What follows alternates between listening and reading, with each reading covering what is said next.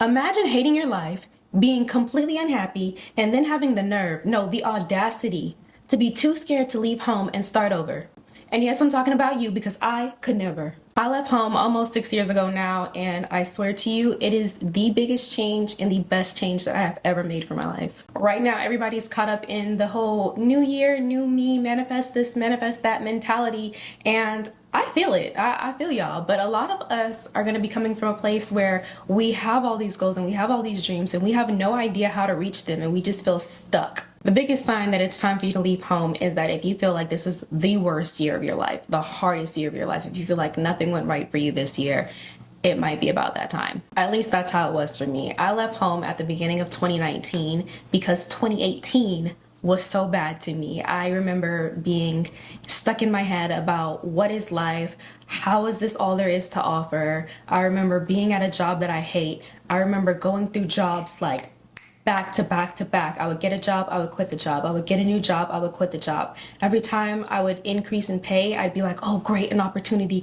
Oh, great, a little bit more money. And that money would literally amount to nothing. It'd be $1 raise here, or $2 raise here. And I never felt like I was actually flourishing or that I was actually getting ahead in life. I felt like I had done exactly what I was supposed to do. I went to college, I got my bachelor's degree, and then nothing happened. I went from job to job because I was so unhappy. I would have a job for 90 days, I'd be miserable, and then I would just straight up quit. I remember the last 2 jobs that I had before I left home for good was working in a call center and working in a phone store. And I remember thinking to myself, if this is all I can do with my life, then why do I need to stay? I can sell phones in any state, in any country, in any place in the world. I don't have to be at home selling phones, and I can work in a call center anywhere in the world. I definitely don't have to be home to work in a call center. I remember being so excited after graduating college because I told myself I'm gonna give myself 1 year to move out of my parents' house, and I worked really hard, I saved, but again, these little jobs that I was working weren't really amounting to much. So even though I thought that I was doing really well with my savings,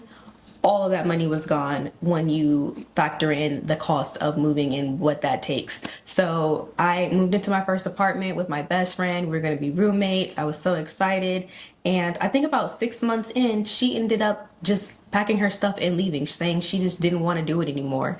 So I got stuck paying the rent, and I, again, had to empty all of my savings just to pay my way out of that lease. And I ended up moving into a room in a townhouse that someone rented out to me. So my first experience going out into the world on my own was really terrible, really embarrassing, really sad, really depressing. And all of that happened in 2018 and led me to the decision that I made to leave because I was so unhappy. I wasn't making enough money and I wasn't able to afford rent on my own, and I wasn't happy with that. I really felt like there's no way that I can elevate if I stay here. Speaking of elevating and leveling up, let me tell you the biggest life hack. Get out a piece of paper and make a list of all of the things that you want in life. It doesn't matter if you think that you can achieve it in 2 years, 3 years, 5 years, 10 years. If it is a goal that you want in life, write it down. And don't just look at the paper. Write it down in one side of the paper, and then on the other side of the paper, write down the steps that it would take for you to get those goals, what you would have to do in order to achieve it, because that's exactly what I did. And this list, when I looked at it, I said to myself, yeah, I can't do this. I can't reach these goals if I'm still here. And I was young when I did this. I was early 20s, so my list was really shallow. I wanted a brand new car. I wanted to be a homeowner. I wanted to travel the world. And I wanted to get a master's degree, but I didn't want to pay for it because I already had student loans. So I wanted to be debt-free in getting my next degree. The other half of that sheet of paper where I was supposed to write out my plan in order to achieve my goals, it was blank. I couldn't think of a way to get to where I wanted to be because I didn't have any resources. I didn't have any connections. There wasn't a single opportunity that I could think of that was going to get me to where I needed to be. And y'all know, I know I'm not the only one. You know what it's like in your city. You know how competitive it is. Either you're in a small town where there's no opportunities or you're in a big fish environment. That was my case. I was in a big fish environment and the job market was competitive, and especially for the type of jobs that I want, it was very competitive. It was less about what you know and more about who you know. I was putting in hundreds of applications and not even getting an interview. So at that point, I was disgusted. There's only so much rejection you can take, especially when you feel like you're taking all the right steps and doing all the right things and just not getting to where you need to be. So at this point, I have no career. I can't afford to live on my own. And that was really messing with me mentally because I was so excited. Like a lot of people had known that I moved out on my own. I threw many parties in that apartment just 6 months later be living in a room that I rented out from somebody. I mean, a roof over my head, thank God for that. I was thankful, I was grateful, I was happy that I didn't have to go back home to my parents, but at the same time, it is not what you imagine when you move out for the first time. But the number one sign for me that made me realize that it was time to go is that I looked around at all of the people around me. I'm talking about family, friends, coworkers, everybody around me, and realized that I didn't want to be like any of them. Nobody had a life that I wanted for myself or that I could picture for myself. My dreams were so much bigger than what I was seeing around me. That sounds so bad to say out loud, but I mean, those people are doing much better than they were when I left. But at that time, when I was looking around at everybody's life and saying, like, who can I emulate? Who can I be like? Who can I aspire to be? Who can be my mentor? Who can be a good role model? Nobody. Nobody.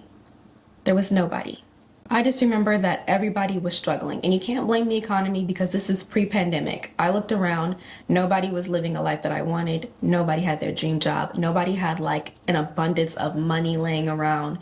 And that to me scared the crap out of me because I was like, if they couldn't do it, how am I supposed to do it? If they don't have an idea, if nobody around me has an ideal situation, then how do I expect to be any different? Now, I know that money is going to be the biggest issue for why people can't leave, but honestly, whatever situation that you're in right now, do you really think it can get worse? Like, ask yourself that. Do you think my bad situation is only going to get worse if I pack up and leave? If I can't afford to live on my own right now in this city, do I think that my situation is going to be the same or worse when I leave?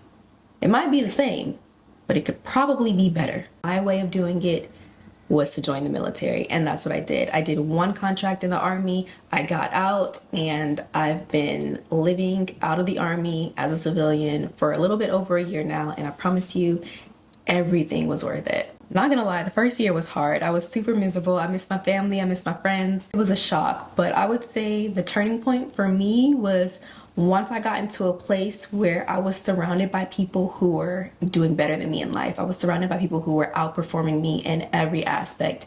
And it just kind of lights a fire in you. Like once I realized that, oh my God, I'm the weakest link in my friend group. Like out of my peers, I'm the loser.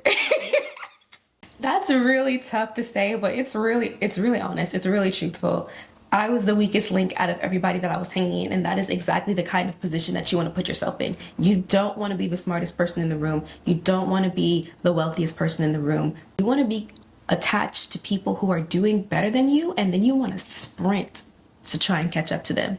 At least that's what I did, and it has made me so much better academically. It's made me so much better professionally, and it's all because I saw other people achieving things that I wasn't.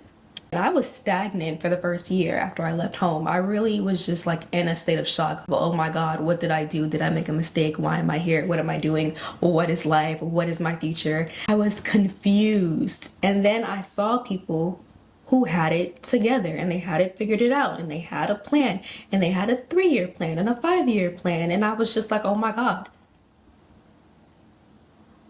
I can do that. If they can do it, I can do it. I saw my friends getting promotions, so I started chasing promotions. I saw my friends getting certificates, so I started getting certificates. And I started collecting achievement after achievement after achievement after achievement, just so that I can have something to brag about with my friends who were also bragging about their achievements. My professional goals turned into financial goals. My financial goals turned into personal goals. My personal goals turned into health and wealth and fitness, and everything started to be a competition within myself. I wanted to see how good life could get. I once had a 2-bedroom apartment with a roommate who didn't want to be there and would be late to pay her half of whatever bill that she was supposed to be paying. And I was in a situation where I could pay the rent, I could pay the utilities, I could pay for groceries, I could pay for gas in my car, the insurance on my car, and then I would have to struggle or save up to get my nails done or my hair done or to be able to to go out to the bar, but I'm not in that situation anymore. If I want to go out to eat, I don't really have to think about it. If I want to go get my hair done, I don't really have to think about it. Nails, don't really got to think about it. The roof over my head is paid for. I am in a 2-bedroom apartment with no roommate, and I thank God for that. I don't know if I would have any of that if I didn't leave home. At the end of the day, I'm just a girl that took a really big risk and it happened to have paid off. So I really do want that for you guys. And if you have even an ounce of thought in you about leaving your home, please take the risk. Just do it. Because the last thing you want to do is wonder what could have been. Okay, now that we got that out of the way, my name is Alasia. Welcome to my channel, Alasia Dakara. I have so many plans, so many ideas for this channel. This happens to be my very first upload on this channel. So if you enjoyed today's video, give it a like, comment below, and subscribe for more. Okay, bye guys.